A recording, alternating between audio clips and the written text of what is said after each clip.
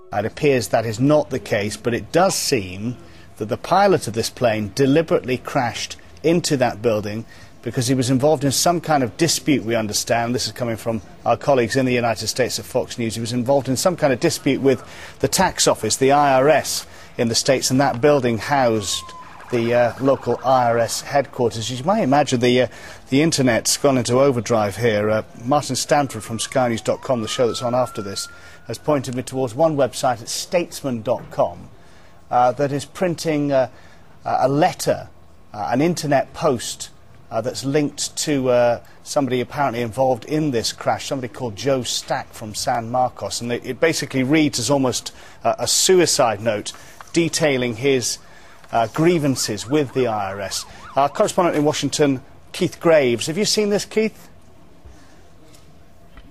I have seen it. I told the desk about it hours ago. No, Keith, you've joined me now live. So, deep breath. Just detail what this internet posting says. This is a letter which has been posted on a local newspaper site. It's clear, it goes on for many pages, and it is clearly the work of a man who I would say is sick, is mentally disturbed. It's a rant really, and he's talking about the scumbags and thugs who are in business. He's talking about big business executives. He's talking about politicians who he calls thieves. And this is a man who, as you said, Chris, does have a dispute with the IRS, and he details it. It's been going on apparently for something like 30 years. And then he ends this very, very long letter by saying it's signed by Joe Stack. And he puts in brackets, as though this was the time he died, 1956 to 2010. And he ends by saying the communist creed is from each according to his ability to each according to his need. The capitalist creed from each according to his gullibility to each according to his greed. Now they believe that this is the man Stack, who owned the aircraft, who was flying the aircraft, and whose house near Austin has now been burned down. It looks like he set fire to his house, and then he flew this aircraft into this 7-story building which contains not only the FBI headquarters but the IRS, the tax authorities. They think that was his target, though they are still cautioning us that this is still speculation at the moment. But they think if this letter is genuine, then, and there's no reason to think it's not, that this was a mentally disturbed man with a monumental chip on his shoulder who had finally had enough, who finally snapped.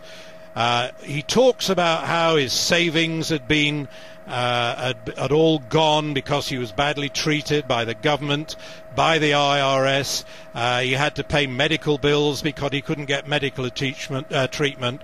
Clearly a man with a monumental chip on his shoulder. But as you were saying earlier, Chris, at first there was a thought, is this another act of terrorism? And I suppose flying an aircraft, even if you do it like he did, a small aircraft into a building with the clear intention of killing people, he can't have assumed he wouldn't kill people. And when you look at the size of that fire he started, it's a miracle that there weren't people killed. Then that is an act of terrorism. But what the authorities are saying is that this was not a major act of terrorism like they first feared. Keith, many thanks for now. Couple of minutes' time, we'll go live to Jerusalem. We'll be talking to Yaakov Lapin. And indeed, once it happened, there was a terrorist alert put out, and 2 fighter aircraft took to the skies in case there were more aircraft. But we do now believe that it was one man, an American citizen, who flew his light aircraft, having already set fire to his own home in Austin. He flew his light aircraft into this 7-story building. You can see the consequences there. We're told by the police in the last few minutes that the one person confirmed dead is the pilot of the aircraft.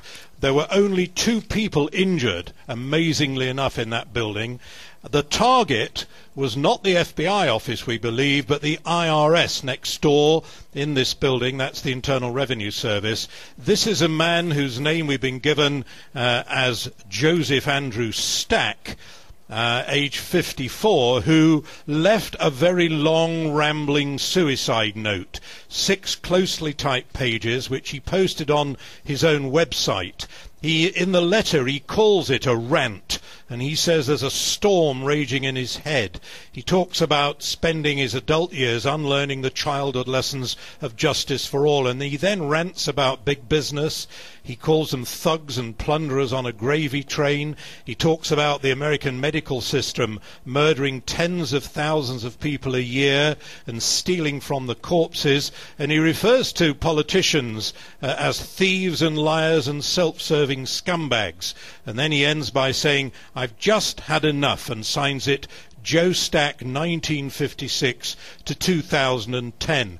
So if you read this letter, as I have, he was clearly a man who was very, very disturbed and had a grievance which went back, as he said, for most of his adult life. So you would call this a terrorist attack, but not the sort of, on the lines, obviously, of 9/11. But if a man gets in an aeroplane and flies it into a building with the intentions of killing himself, that becomes a suicide aircraft, and clearly he can't have not known that he was likely to kill other people, although he didn't do so. It was a terrorist attack, but a very isolated incident, the police are stressing. They say, apart from the fact that the building is still on fire, the whole incident is now contained. Keith, if we may, let's just wind back the clock a bit. The moment of impact, of course, another shocking things for Americans in the vicinity to witness. Let's hear from one of them who saw what happened. He was coming in, and he was just so low, because by the time I got right up close to the wall, you could actually see him right before he hit the building, and all that you really knew is that there was a single pilot in the plane, and with the wall up, you didn't know where he was going to go. So, of course, you're thinking to yourself, where is he going to land? You know, the next thing you hear is this really loud explosion, and then we're all pulling over on the side of the road to see what happened. How far away from the building were you? Were you approaching the building when you saw him? I had just passed right here at 360, past Grace Covenant, and then just coming right down. So it was just right. Describe the pilot for me. You were describing him earlier. How was you? Kind of saw him sitting back? The only word that I can really think of is more of just in a comatose state, that just leaning back and going on in. I'm not sure I would be that way if I was flying in a plane that supposedly was out of control, but he did just kind of gradually just go in. Yeah. Well, that was the latest description. Of course, we'll bring Keith back in if there's any further development on that story as the programme goes on. US law enforcement officials say they're investigating whether a small plane crash into an Internal Revenue Service building in Austin was an intentional act by the pilot. Police say it was an isolated incident and was not terrorism related. One person is still unaccounted for and 2 people have been taken to hospital. Well, there was originally a terrorist alert, as you can imagine, when someone flies an aeroplane into a building in the United States, and they scrambled a couple of fighter aircraft. But it was very quickly apparent that this was one man in one light aircraft, and a man who appears to have been very mentally disturbed. He set fire, it now appears, to his own house just outside Austin in Texas. He then got in the aeroplane and he flew the aeroplane into this 7-story building, creating some mayhem, as you can see, starting a major fire. The wonder is that he was the only person, the police say, who was killed. 2 people were injured.